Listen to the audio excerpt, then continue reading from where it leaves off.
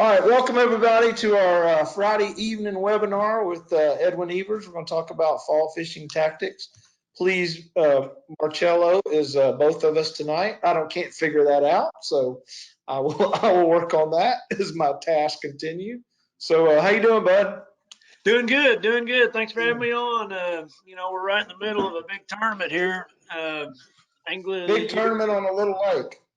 Big tournament on a little lake, 7,000 acre lake. It's for the people back home, that's about the size of Uchi, or it's small. I don't know how to describe it. Luckily, it's got a lot of shoreline because it's long and narrow, and I think you see the entire field multiple times in a day, and it's really bad for those guys leading angler of the year because they got a big gallery following them, and they run by and there's boats everywhere. There's a couple times today I had to just idle because the lake's so narrow. You had to idle through because one of them was fishing on the one side and one of them's fishing on the other side, and you literally just had to idle through there. But I need to put my phone on silent. I watched the weigh-in. I watched the weigh-in yesterday. I was flying today, but I watched the weigh-in yesterday, and one of the guys, I can't even remember who it was, said he did 4 laps around the lake. So it's easy. It's easy. It really is.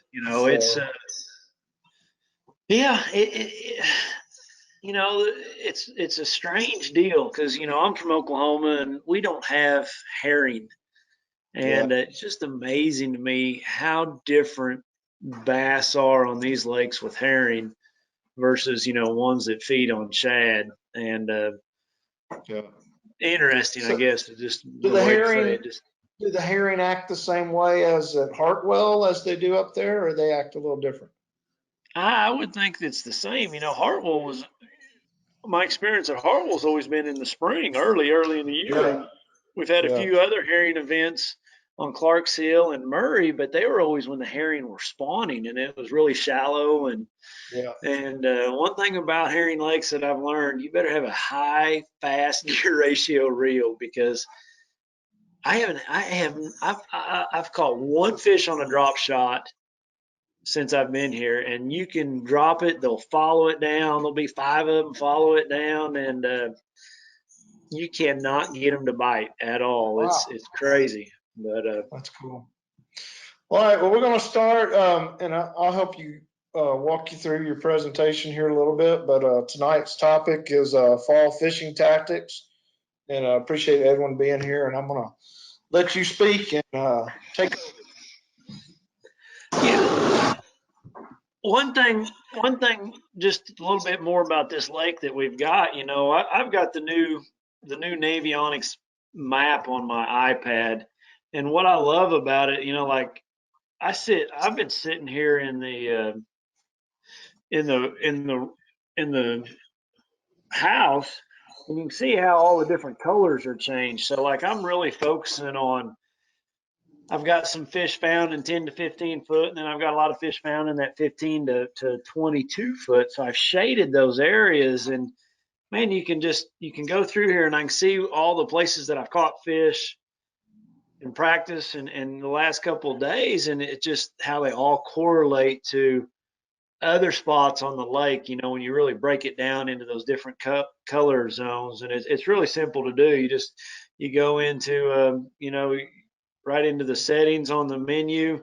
I go into map options and I color coordinate my map, but it's really, really cool. Really something I use a lot. I travel, this goes in the boat with me, and I like it. I'm glad you guys have finally done that. It's amazing how much easier that makes my fishing. But when I think of fall, so many times people, I think they don't really think about fall fishing until like October, November in my part of the country, when the weather really starts cooling down.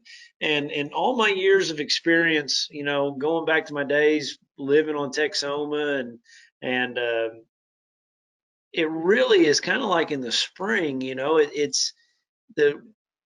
I think a lot of it has to do with the daylight, the days start getting shorter. And I think that's a lot as much as the water temperature, and both of them probably play hand in hand. But I could always, if I was always the first one to the backs of those creeks, in the end of August, middle of September, in that time frame, when it's still hot, but man, you would find fish up there in places that you really wouldn't think they'd be. So, for me, when I think of fall fishing, a couple things come to mind.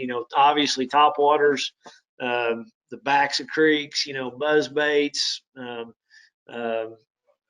suspended fish comes to mind. Lots of different things come into my mind of when I'm going to a lake and what I'm going to look for. And I've always said in the fall, I think bass predominantly feed on shad as much as they do any time of the year. They're just so keyed in on that shad all across the country. And it's a time of year that I'm gonna have, a different crankbaits on. Like I got a picture here of a flat-sided crankbait, obviously in a crawdad color, but I'd have a couple different, shad ones.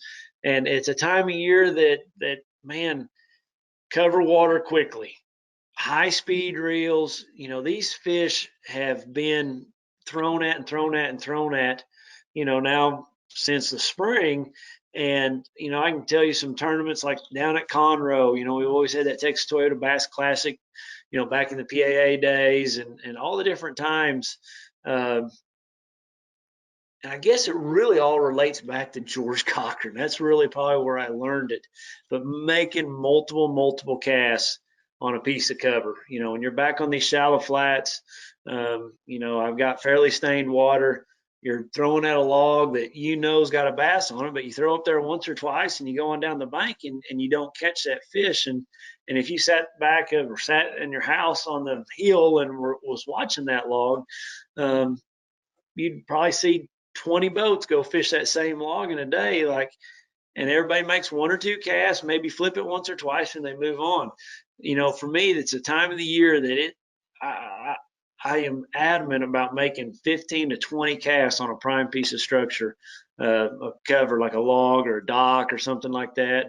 And I had some events at Conroe in the fall, and I wish I'd do anything to do them over because I lost so many fish and had the opportunity to win those events. But it was always by making multiple casts, multiple times on those docks with a big crankbait and burning it back as fast as I could go. So, those are kind of the keys that I think are things that I really think about when I'm fishing these shallow to mid depth areas, is making multiple casts, and change it up, different angles all the way around it. I cannot stress that enough, guys, just to make multiple casts. It is what it is. Those fish have been pressured so much throughout the year that you'll really get them. You can trigger those bites. It's a time of year, shallow jerk baits, reaction bite, especially if you're up north, like, when we go smallmouth country and a lot of those major league fishing events, we go up north. It's when that jerk bait really comes back into play. Everybody kind of thinks of it in the spring. In the fall, the jerk bait's playing a big player here at Chatuge this week. I've been throwing it a bunch along with everybody else, and it's a bait that, in those clear water situations that you can cover a lot of water really quick. It imitates a shad really well, that they're feeding on. So, it's not a deal I'm putting light line on it. I'm gonna have 10 or 12 pound tests, maybe 14, versus, in the spring I got it like on 8 or 10, because I'm just working it so fast, covering a lot of water. Yeah, that's really it. They got a new gizzard shad color. It's really good. They got, the threadfin shad color that we got up right here is a really good color. I keep it simple, and I've always said in all my seminars, bass, I think, feed on three things. They eat crawdads, they eat bluegills, and they eat shad. And I always kind of tried to correlate it to the time of the year. I think in the spring, they obviously eat all three of them throughout the year. But I think in the spring, the crawdads are your friend, and in the summer, the bluegills are your friend, and the fall, shad's your friend. I really think the majority of it weighs towards those things during those times of the year. Another great bait for this time of the year, is these flukes and swim baits. Again, here at Chatuge, I've got like 5 rods rigged up with that Zoom Super Fluke right now, different weights, and just so I don't have to sit and retie, and I want to be able to catch one, set it down, pick another one up, make another cast really quick. But you know, I've got some of them rigged with treble hooks. I've got some of them rigged with that hook like you see there in the picture, you know, for the heavy cover. And then the swim bait that you see right there, that Zoom swimmer, again, a bait that is going to work when those fish are schooling. You know, it's a quiet bait, doesn't have rattles to it. You know, it's the beauty of both those things. You know, these fish have been fished for a long time. So again, a couple more baits that I'm going to have tied on this time of year. Topwaters, man, that's all that's going on right now. You know, and it's just not these topwaters. You know, a buzz bait's a huge bait for me in the fall. You know, I really like that new War Eagle or any type of buzz bait that you're putting that Zoom horny toad on. It's just a big profile bait. You know, I won a tournament on Lake Norman. It was in the fall, PAA, on that buzz bait. Was a big player, caught a whole bunch of fish. It just imitates a shad really well, a good profile. You know, you got the Diamante, which is a great schooling bait. It sits kind of horizontal in the water, and you can really walk it really well. You know, a popper really comes back into play in the fall, especially in the backs of those pockets, back in those creeks. You know, in Oklahoma, we fish the back of stuff a lot. Texas and Midwest, you know, in the fall, and that's when that big popper. I use the Pop Max, works really well. It's top water time. I'm thinking back to times at Rayburn, you know, in October and doing really well and winning boats. You know, it's all on that popper. You know, it's a bait that really comes into play. So if I had to narrow it down to 3, I'd have that buzz bait, that Diamante, and then your popper, just something that you can cover a lot of water. And it's fun. It just really works. Another bait, you know, the lipless crankbait. And this to me is the essence of kind of what's going on right now. You know, I think back to a tournament that we had, the Angler of the Year Championship on Shelbyville in Illinois. Now we fished 2 different lakes, and I caught majority of all my fish. I led the tournament going into the final round on a lipless crankbait like this, and those fish, I figured out they were suspended in the backs of the pockets. They weren't relating to anything. Again, they were relating to shad, and you know, the pockets weren't 3-4 foot deep, and you know, a square bill would be underneath them. And I started throwing that lipless crankbait in the backs of those pockets, and you know, just reeling it really fast, and that's how I was catching them. I caught them in another Angler of the Year Championship tournament on that same bait up in Muskegon, Michigan. So I guess, you know, from Illinois to Michigan to Sam Rayburn, I had an open down there in November one time and caught them really good on that. It's just a bait that you can cover a lot of water. It stays up in the water column. You know, so many times when you got to take this a step further, you know, when bass feed on crawdads, they're feeding down because that crawdad's on the bottom. When bass are feeding on bluegills, a lot of times those are feeding down because the bluegills are relating to the bottom or relating to the wood, eating the stuff. But when bass feed on shad, a lot of times they're feeding up. So with the lipless crankbait, it's a bait that I can keep up in the water column, yet I can still reel really fast, along with the flukes and the topwaters and everything else we've talked about here. You know, those bass are feeding up. And this poor little ultra vibe right here, if you look at his eyeballs, he's looking down. So he's looking for them bass to come up after him. Just a kind of a funny joke with the mega bass eyes. But how I would use my charts in these situations, you know, is flats. You know, anywhere I got a flat, you know, a lot of times it's where all that deep water comes back, and that first flat in the backs of those pockets, really key. You know, those fish are following those shad that are migrating towards the backs of those pockets. And things that I kind of think about this time of year is wind. You know, wind is such a big player. You know, I always look at the wind forecast before I get to a body of water for 2, 3, 4 days before I get there to see what the predominant wind's been doing. It'll push the stuff the shad are eating, and you can find pockets that are really loaded with shad, and those bass are following them. It'll tell me about off-colored water, muddy or mud lines in those situations. Also, I also think a lot of times about water coming in. Water's been super hot all summer long, and you've got this fresh water coming in, and the backs of, like, say, live creeks or rivers or those kinds of things. It's going to be a little bit cooler.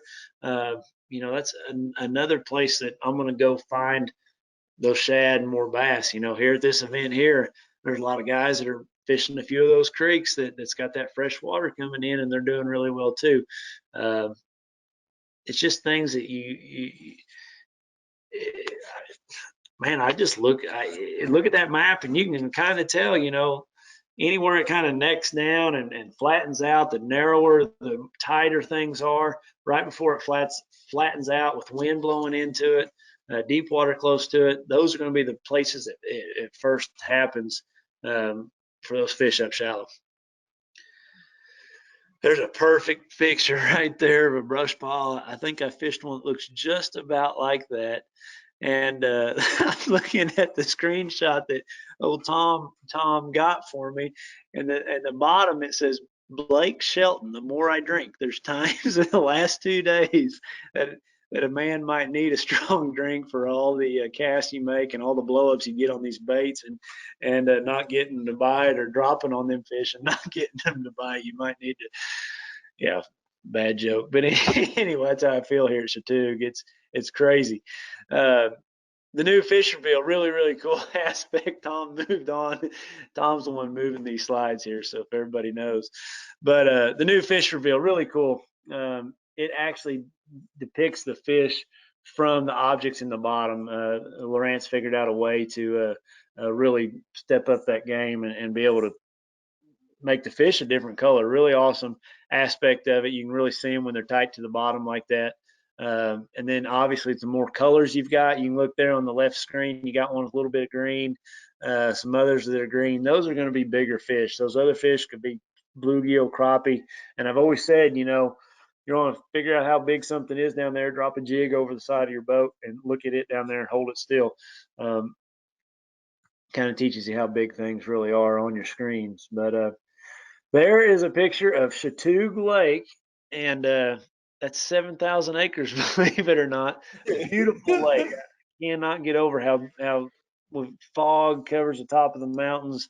But you can look at this lake right here, all the little narrow down areas right before you go into some of these creeks. If you guys watch Bass Live, you'll see that's where a lot of these guys are fishing, and it's just ambush points that these fish are using as these shad are migrating towards the backs of these pockets. All right, so I came back on, so I added some slides for you. You didn't know about these. Oh man, what happened? So I thought I'd just kind of pat you on the back. So for day one, it's not over, Tom. I still got one more day. I know.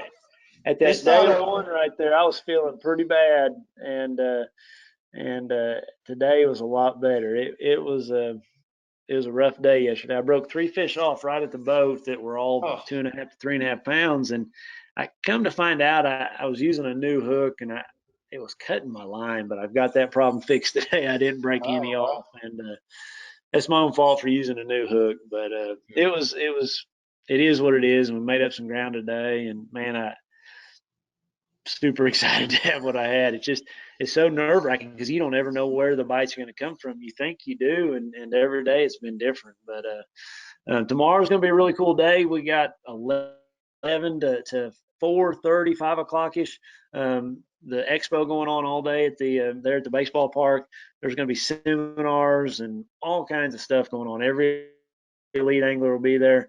They got demo rides for Nitros and all the other boat brands going on at the lake, and Toyota's got a booth there. General Tire's got a booth. Lowrance has got a booth.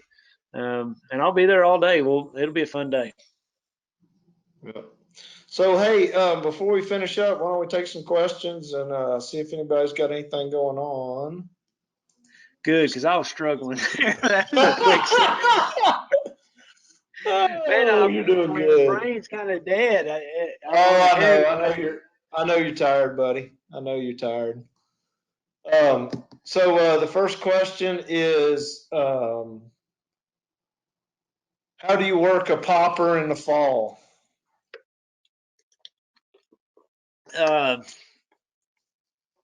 well, I let those fish tell me that. A lot of times there's times that I think those fish want to bloop, bloop, bloop, and then there's times that I want to make that bait walk, and when I'm walking it, it's not making that blooping noise, and it's just one of those things you kind of figure out. The thing that I love about a popper is you can keep it in a strike zone for move it, but yet you can keep it in a strike zones.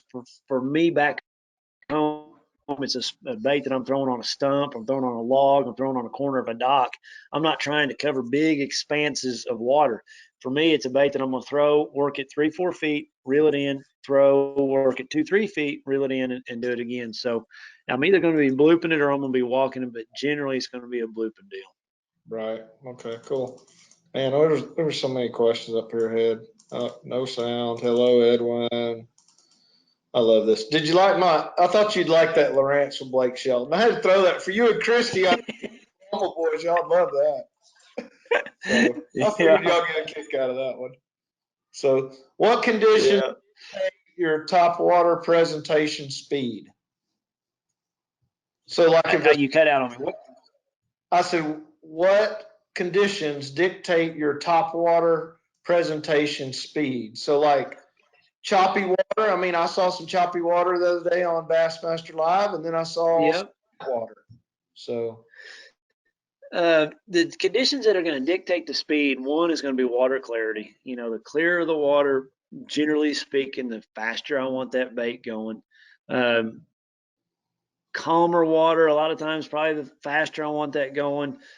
Choppy water, you can slow it down a little bit. It's going to take them a little bit longer to find it. A lot of these fish here at Chatuge, they're coming up from 25 feet. They'll be on the bottom and they go, whoosh, and they just go straight up towards the top. So, when it gets really windy, you've got to go to a bigger bait, something that makes a lot more noise.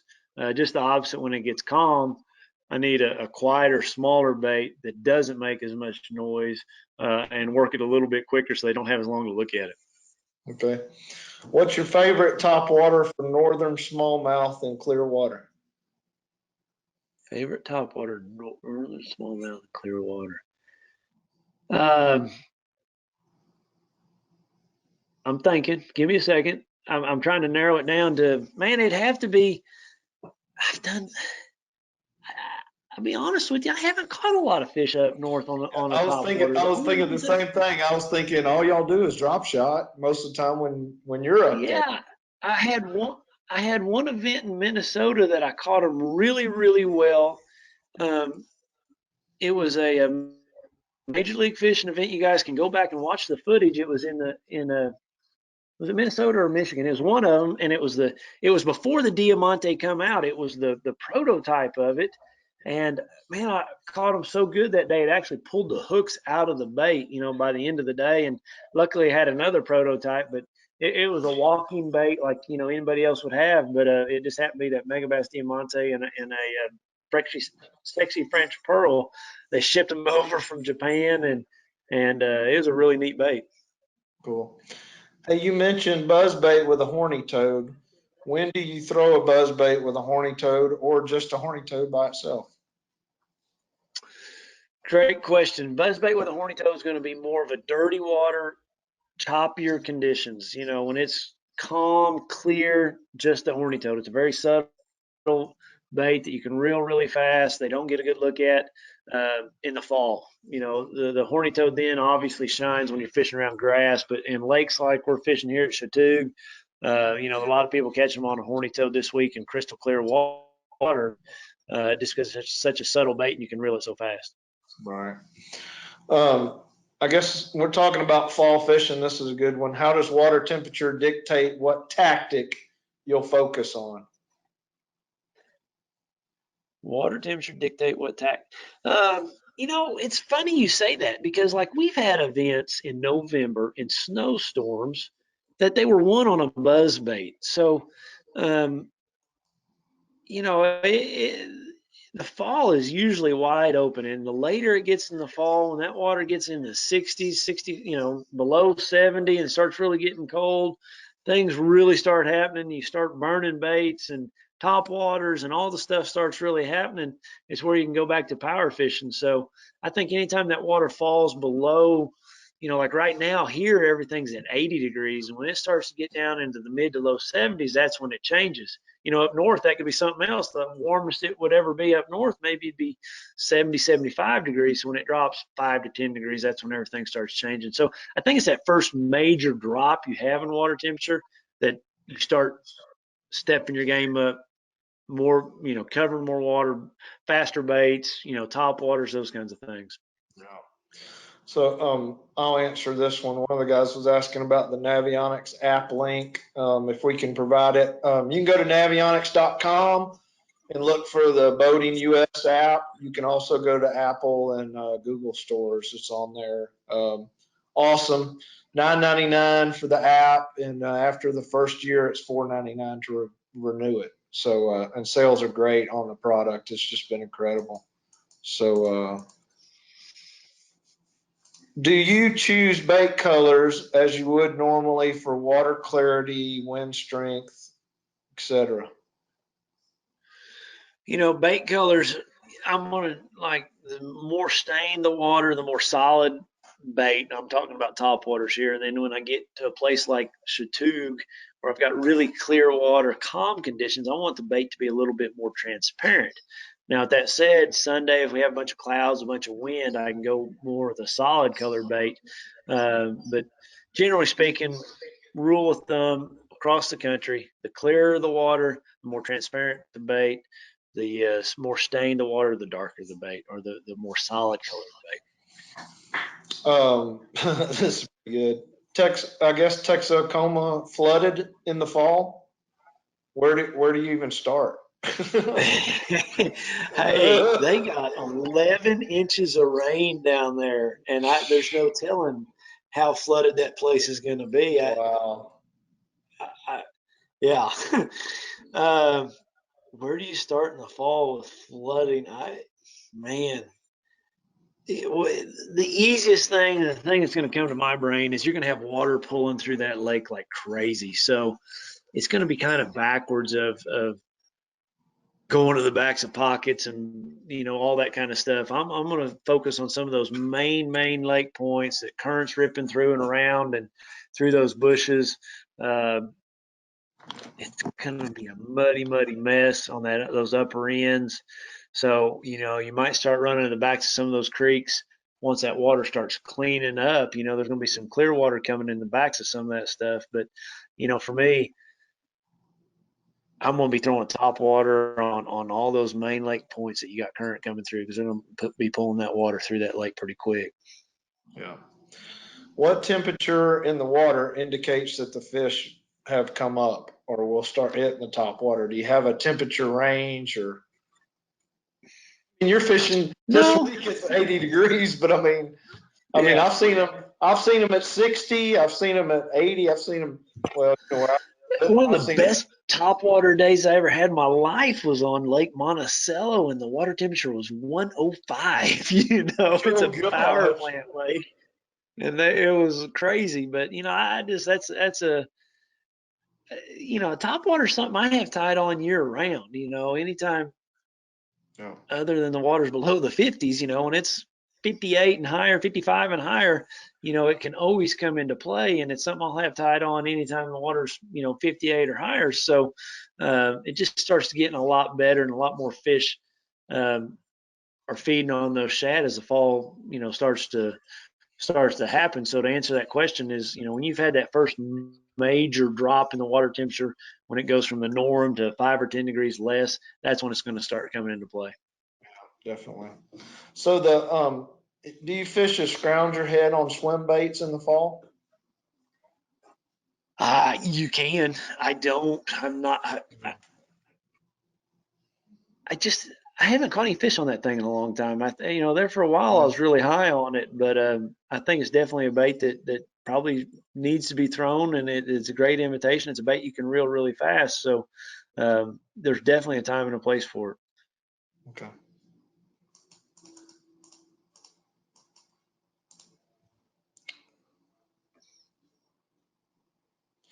Okay, how would you look at a feeder creek to a flat when the lake is a few feet low, especially when the bank flat is a foot deep, 50 yards off the bank?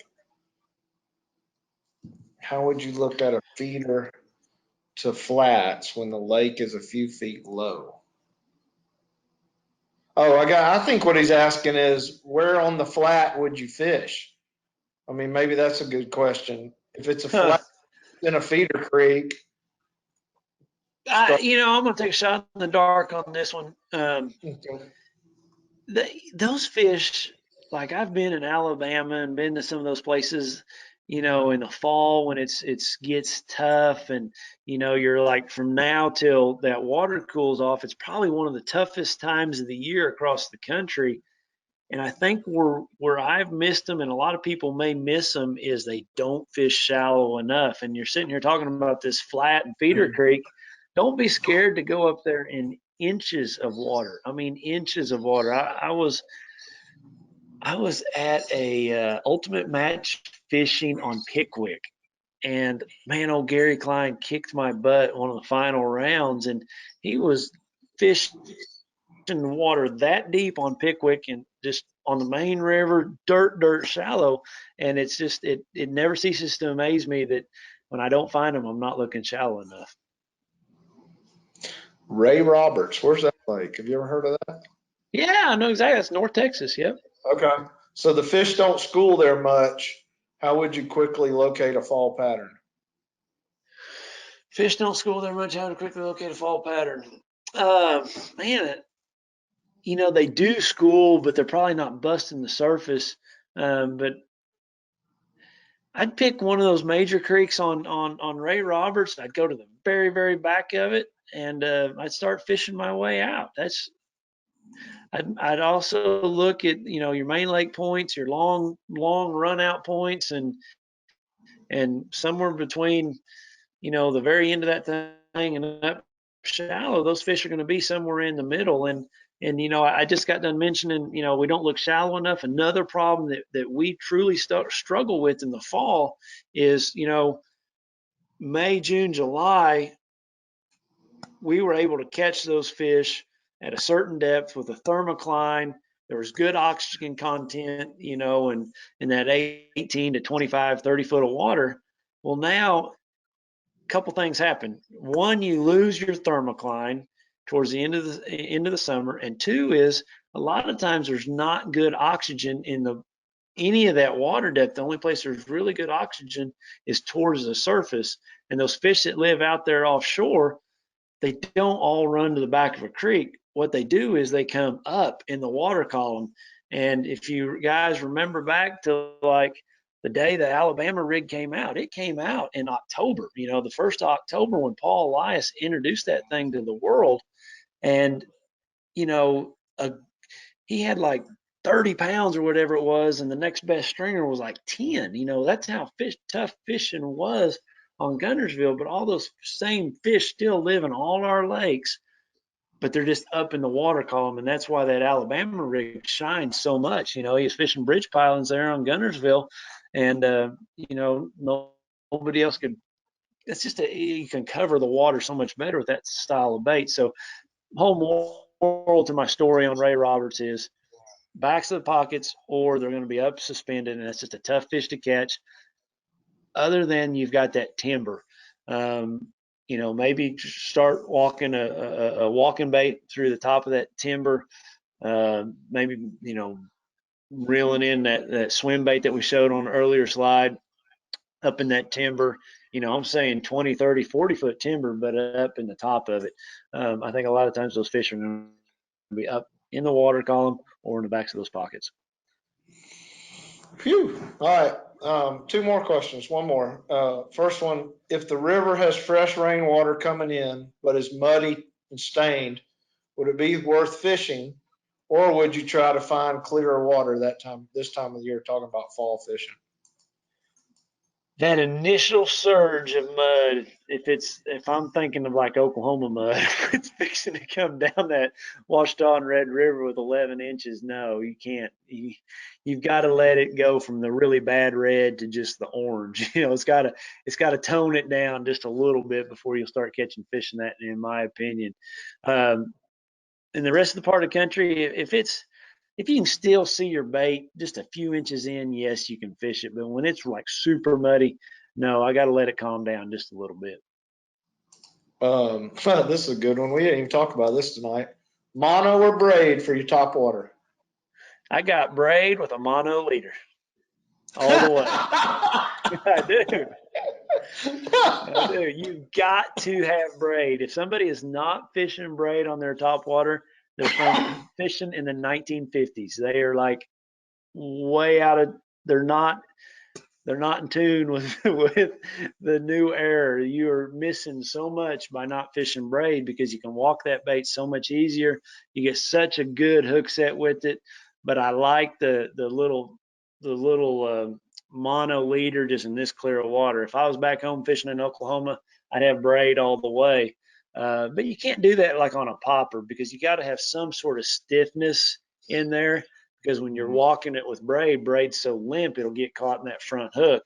So that's why a lot of times you have that monofilament leader just of a few feet because it's stiffer than the braid. But you've got to have braid on topwater fishing, guys. No ifs, ands, or buts about it.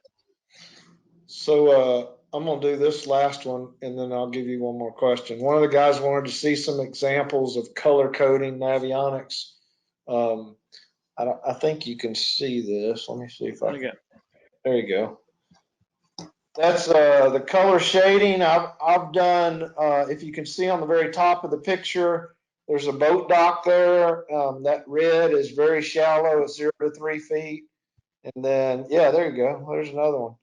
Just so you can see the color shading. But my email will be at the end of this. If y'all want to see some more images or got some more questions, we'll fix that up. So awesome feature. Let's see. All right, here we go. Home lake question for you. What is your go-to fishing strategy and baits for Grand Lake, late summer, early fall? Christy, where are you at? Huh? Yeah. Besides it. When I think of fishing strategy at Grand Lake, there's 2 or 3 things that come to mind. Boat docks, shallow boat docks on flat banks, with a big worm, long, flat, big ledge rock, points, using a wake bait, a top water, and then probably spooning those docks. You can catch them like you do over on Table Rock, throwing a big spoon in some of those deep docks. Those would be the 3 things that I'd go over there looking to do. Okay. All right. Last question. How many last questions we got, Tom? Is the day off going to affect you tomorrow? That's my question to you. Heck no. My arm is like, my hands are like jello today just from throwing that bait over and over and over and as fast as you can throw it. I'll be like, I'm gonna be hitting myself in the nose and in my eyes tonight, sleeping. Working that bait and setting the hook. And you need to get your marshal to count how many times you cast on Sunday. Oh, it was crazy. We could have a contest or something. Normally fishing, you come to a lay down, you flip it. You'll flip a dock. You'll have some plastic involved, drop shot. You'll have stuff. It's wide open from the time we start to the time we end. It is as fast as you can reel, as many casts as you can make, and going 100 miles an hour. There's no in between. Do you got that pitcher's arm tonight where you feel like you can't even feel your arm? Exactly.